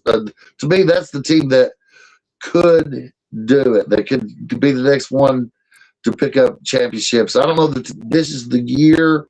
I think he's got to get a transcendent scorer. To I your mean, point, Owen. of teams that have never won a men's basketball national championship, that I think we can add to this list in the next 10 to 15 years. I start first in the SEC. First off, I think Alabama's a team that could get their first national championship. Texas, can you believe Texas has never won a national championship in men's basketball with all the talent that has come through? Austin never won one. A&M is another one. They've never had a national championship. They've got all the money, haven't won one. Tennessee is another program. They've never won a men's national They've had some championship. great players. Tennessee has had some great players. Auburn's gotten close a couple of times. They've fallen short in the national championship game, but I mean, they're not going away anytime soon. What's another one I'm missing here? Oklahoma has had teams go to the Final Four in the past. They just haven't won it. So They've had some great players too. and that's just the SEC alone. We could look at the Big Ten. I mean, Illinois has gone a number of times, never won it. Well, let's go back the direction for a bit. I think Indiana, it's going to be tough for them unless football money props them up, right? That where their donors at. I think I don't think it's the money issue with it. Indiana's got plenty of money because they've got plenty of millionaire donors. I think the problem for Indiana is they just have not found the head coach that can get that program righted, and it doesn't help that probably the best men's basketball head coach in the state is right down the road at Purdue, where Matt Painter has been running circles around whoever Indiana has been rolling out as the head coach over the last 10 to 12 years. Whereas on the opposite side, on the football side, Cignetti has been better than basically the last three Purdue coaches because Purdue's at the bottom of the barrel in the Big Ten for football. To me, it's the head coach. In college, especially in college basketball, you have to have the head coach. I mean, Doug can talk to you about the couple of guys they had before having Nate Oates. I mean, you certainly don't want to go back to the Avery Johnson days, right? I mean, here's who I think. So that's one team I think that could be managed to win, and another was Maryland. Is pretty well positioned. Maryland could also win a natty. I think they've got one. they've got the one with Gary Williams, but I mean, again, they had Gary Williams. They got close a couple of times with Lefty Driesell, but you got to have the head coach. If you don't have the head coach, I mean, well, they didn't really get close. They never got to the Final Four. Yeah, well, they got to the Elite Eight. I mean, once you get there, I mean, it's they did, and then Louisville smoked them. Yeah, I mean, but I mean, Ed, you could talk about night and day difference between having May now as your head man versus the previous guy. Yeah, Juwan Howard started off well, and then his behavior problems surfaced, and then he just sort of But even take the behavior problems. He could recruit, but he couldn't coach in game. He couldn't get it. Well, It I was was like getting, I'm just saying the first sign of trouble was the behavior, and then it became apparent that he just wasn't the guy. Yeah. I mean, because teams will put up with some antics from the head coach if you're winning. Right. When you're not, when you're getting bounced out of the tournament in the first round or the second round, when I say that second round, that's the opening weekend. That's not the standard at Michigan with the amount of talent Michigan produces, gets in their program year in and year out. I mean, Sweet 16 should be the norm, They got their roots on it, Howard. How about BYU as a team of the future? So here's an outline. Absolutely. BYU. A couple of other, like Texas Tech now, we've seen that. They were competitive this past fall in football. They're very competitive this year. We feel terrible. Man, I don't know how you guys feel, but I think it sucks that JT Toppin's out for the year. I wanted to see him in March so bad. Yeah. I'm heartbroken for him with that ACL. That His brother stinks. played at Kentucky, was a pretty good player. Obi Toppin, right? Yeah. Yeah, Obi was a hell of a player too, but you hate to see these superstars just as we're getting close to the tournament get season-ending injuries. You know, it's the Yeah, worst. it's awful. Because the players are a huge draw, and he was certainly a marquee player. Now it's the opposite problem they're having at Kansas right now with their superstar. He's on that weird. Have you seen that? Like, he takes himself out of games, regardless of what I'm trying to remember what his name is. Did you guys see that the other day? Like, he's just like, no, I'm coming out. Wow, is that the one that was hurt and came back? Yeah, I'm trying. And he's gonna be probably a lottery pick. So you think he's trying to save himself from the lottery, and he's trying to? Now, it's just unusual in college basketball for players to be able to do that. But you think he's intentionally like holding himself back so he won't get hurt, or I mean, I never want to come out of the game. I want to play every minute of it. I want to, you know what I'm saying? He might not be a dog. If he's not a dog, then Kansas can't win. You got to have a dog, no matter how talented they are. I mean, Dominic Wilkins is one of the greatest players I ever saw individually, but he never won a championship. Yeah, so he's saying he's clearly trying to load manage himself for the NBA, but it's like he's saying it's like they don't know that I'm cramping up or whatnot. But he's faced national scrutiny for checking himself out of games early. Now he's saying it's a recurring cramping issue, but if you're cramping the first time, okay, fine, but then that's on you to properly hydrate yourself so you don't cramp. And suppose like it's his agent and his parents has gotten in, to protect himself for the upcoming. I mean, he's an absolutely beast of a player. He's supremely talented, but it definitely doesn't speak to we talk about being a team player and whatnot, and we've obviously talked this ad nauseum in the past about guys opting out of bowl games or opting out of end of season games because the team's out of it and they want to protect themselves for the draft. But it's just a bad look. I mean, the greatest basketball player of all time said, I tried to play every game he could. That was Michael Jordan. Unless he was truly injured, and that's when he had a broken foot. He was playing. I wonder what kind of practice effort you're getting out of a guy like that. Well, we don't know because closed door practices, but I'd love to be a fly on the wall and I would too. Because that's see. where basketball's won and lost is in practice, right? And that's where you find out who is who on the team and what their role is, and who can stay the course. And I mean, because basketball practice is absolute hell, guys. Little sprints and wall exercises, constant laps, in betweens. You're going through it all together as a team. Right. It's kind of a weed out the pugs kind of situation. I hate to put it that way. But yeah. It's an endurance game and a pain game, and whoever can stay the longest, they know who can stay in the game, right?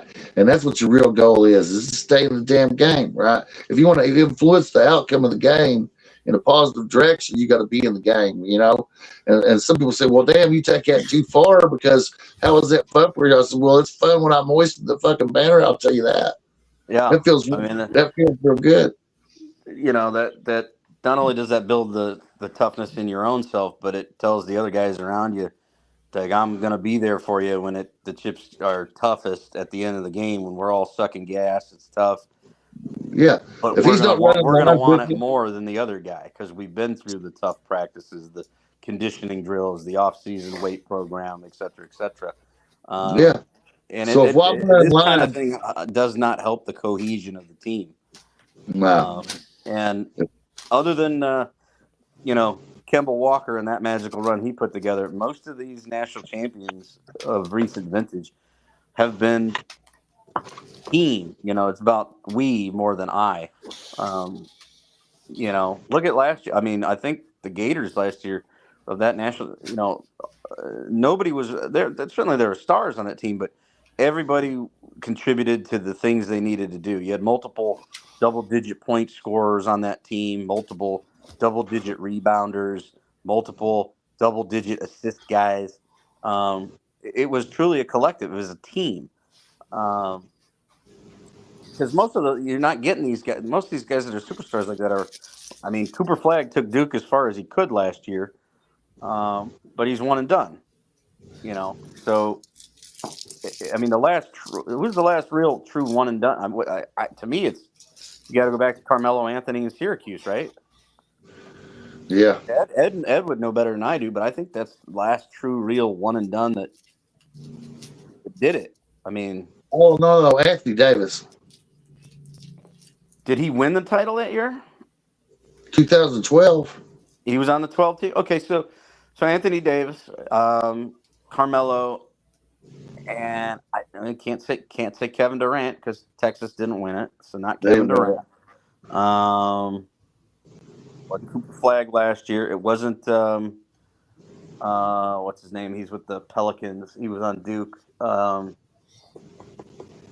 Zion Williams. He had Zion Williams. He got close, but didn't happen for him. So yeah, you're gonna have to have a collective, a team to get it done. So yeah, I got a question, guys. Before we can end this, I'm gonna watch some basketball here for the next end of the weekend and maybe in the next week. What do I need to watch?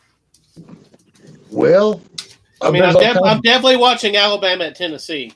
Are you finally invested, Doug? Are you watching college basketball games now? I'm watching Alabama, and Okay. they've looked pretty good here in the last few weeks.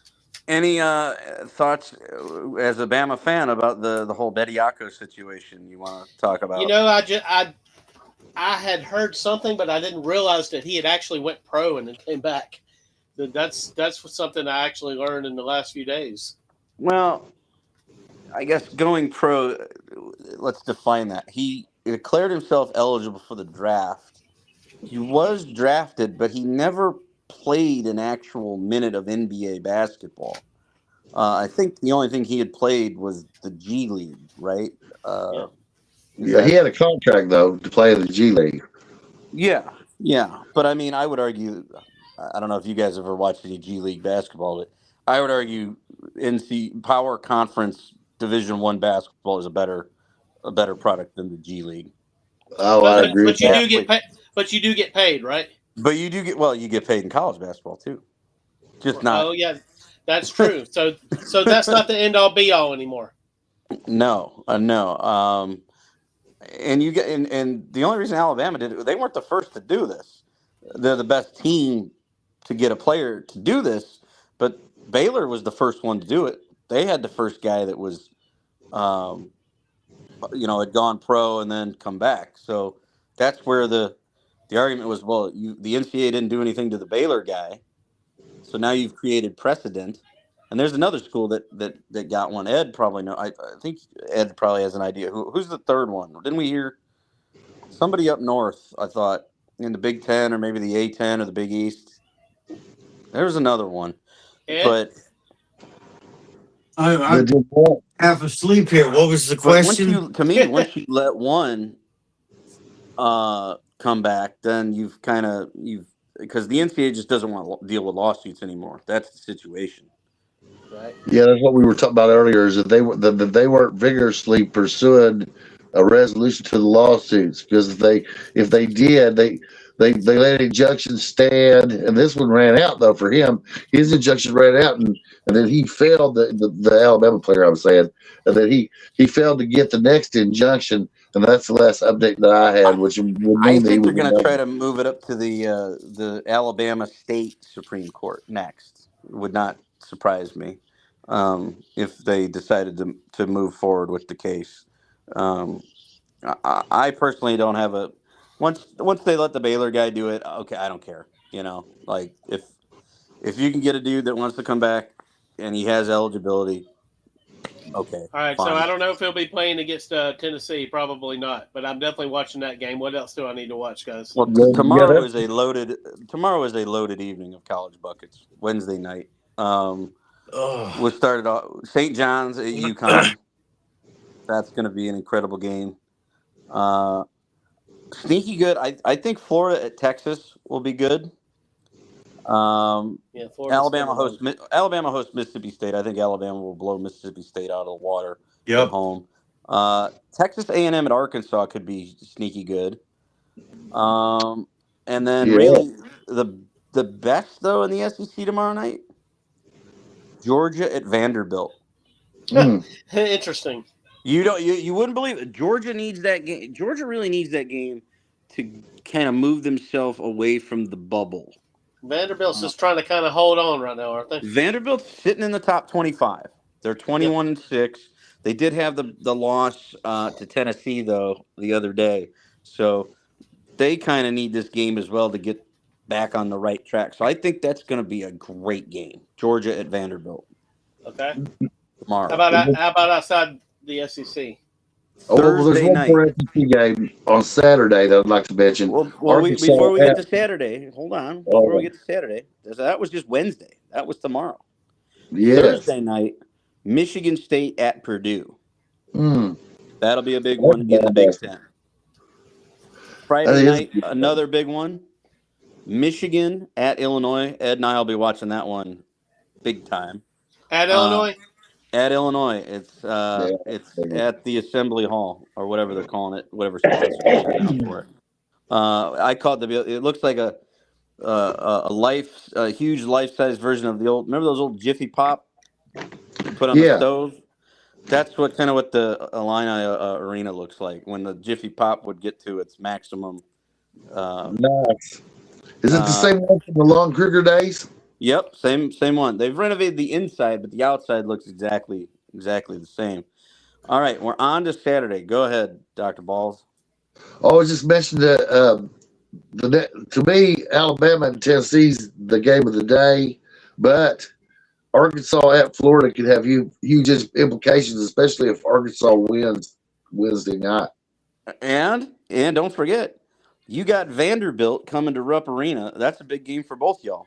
Oh yeah, that's a big game too, because Kentucky was on a 3-game losing streak, though they did win tonight at South Carolina, and we've lost 3 of the last 4 games at South Carolina, and but Kentucky is shorthanded. I mean, our point guard's out, 2 big men. The guys that we have playing the point aren't really true point guards. They're all off the ball players. To his credit, Owe has done well. We're seeing guys off the bench that I didn't think would play this year. I mean, so to their credit, they won at South Carolina. But yeah, that's a huge game for us, Sean, because let me ask you this, Dr. Balls, real quick. If Vandy wins that game, does Mark Pope's seat get a little warmer? That one game, I think if they don't make the tournament, starting to warm up on your level at all? Well, for me personally, I'd like to see more defensive effort. And to his credit, offensively, instead of bombing threes when they were missing, guys were going to the hole and staying the course tonight against South Carolina, because that's been one of the fatal flaws for Kentucky this year, is that they consistently are not hitting the 3 consistently. I'm saying so the strategy of passing up wide open layups or trying to draw contact out to a guy who can't hit the 3 had to end, and tonight it did end, right? So he showed some flexibility. But when guys like Diabate and Owe and went to the hole, they truly tried to score it. And so that's why we won the game, actually. And we had great offensive rebounding. I was pretty satisfied with that. But, yeah, his seat will get hot if we either don't make the NCAA tournament or we have another first-round loss. Then I believe his seat will get hot because of the fact that without great defensive effort is really how teams has won at Kentucky historically. And even the 97 team that was high flying just basically couldn't be stopped offensively until Derek Anderson got hurt. Played great defense. They pressed all game long, Oh, and they absolutely. and No, that's how they. the '97 team was great on both ends of the floor. Oh, absolutely, and all you had to do when you were creating turnovers, and then the guys on the other end, your finishers were Mercer and Anderson and others. They had other finishers. That's just them guys. They're just monster finishers. Was And Nazir Muhammad on that team, or was he? yeah, he before? was. Nazir Muhammad was on that team, Yeah. and Wayne Turner. God, that was a and, damn good roster. Man. Who's that guy out of Chicago that played for the Heat for years? A great forward. He was on that team. I can't remember his. I'm totally mind for. I know exactly who you're talking about. And then Walter McCarty was on that team, who played for the Knicks for a long time. Was Antoine Antoine Walker? Antoine Walker, yeah. I think he was on that team as well. Right. Man, that was a damn good team. That was one of the best teams I've ever seen. Outside of the SEC, though, we got another loaded Saturday for you. We're kicking it off. Number 11, Virginia visits Duke. That should be a good one. We got battle for third place in the ACC. Louisville visiting Clemson, and I think that'll be a good one. Then the heavyweights. Number 14, Kansas at number 2, Arizona. That's going to be a great game. And number 16, Texas Tech at Iowa State. That's a huge game. That's a huge game. And then we finish the day, if you stay up late enough, the last time they'll battle as conference opponents, Gonzaga at St. Mary's. St. Mary's. Yes, I can't believe I forgot about that game at St. Mary's. Yep. And that's the last time they will do battle in Moraga, which is where St. Mary's is located, as conference opponents. For Gonzaga. So are they sneaky? 27-2. St. Mary's 25-4. If Gonzaga wins that game, they've locked up the West Coast Conference regular season title. So it could be a parade or it could be a funeral. We'll see what happens. Oh, Saturday's loaded. Absolutely loaded. The only games that are in the top 25 that I don't think are going to be games. Nebraska's at USC. USC, that is the Trojans. USC Trojan basketball is dreadful. I watched them last week. That's terrible. That coach that was at North Carolina. The coach. I know the records have them fairly close to each other, but I think North Carolina, especially at home, I don't think North Carolina's lost a game at the Dean Dome this year. I think North Carolina will blow out the Hokies. But other than that, the rest of the top 25 it looks like they all got some spirited matchups on Saturday. Yeah, I agree. That's excited. what we love this time of year. That's what we want. And Wednesday and Thursday and Friday have got at least one great game for someone to lock into and dig their teeth into. And the reason you got to watch some of the games now is that you may not have watched that aren't in your conference, is so you can see what those teams really are and hear the commentators talk about them at length, right? And you'll say, "Oh, that's why they're good. This player, that player." And so by the time the tournament comes, you can make an informed decision. I'm such a junkie. What I like to do, I'll go look at the conference standings, and then I have, ESPN Plus has all, like, damn near all the games, especially from some of these smaller conferences, just to give you an idea of, man, who could be that, Murray State, how they were a couple of years ago in the tournament, they made a run, or a George Mason, or I think, who is it? St. Peter's. Remember a few years ago, the Peacocks, they made a run. To try to maybe zone in and see who could be that team. Loyola. Loyola, exactly. Who could be that team that could make a run from maybe one of these smaller conferences? Who was, they've already kind of gotten some pub, but I wouldn't call the Atlantic 10 a small conference. I'd call them mid-major. And St. Louis is already on the map, so we know St. Louis. But maybe let me see here real quick. Here's one I'm going to try to catch a game of. In the Big South Conference, High Point. High Point is 26-4 and 14-1 in conference. So I'm going The alma mater of Tubby Smith. I'm going to try to catch a High Point Panthers game.